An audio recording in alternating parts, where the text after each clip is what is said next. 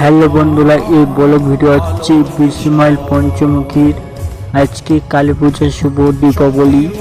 আজকে এই ভিডিওটা আমি করেছি যাদের যাদের মানতি থাকে মা কালীকে দেয় পাঠা।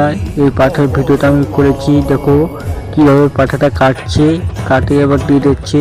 ঠিক আছে, সব ক্যামেরাটা আমি করেছি, তোমাদেরকে শেয়ার করছি। তোমরা আমার এই ভিডিওটা শেয়ার করো, আরও কিছু তোমাদেরকে দেখাচ্ছি। ঠিক আছে, তোমাদের গোটা ভিডিও দেখতে থাকো।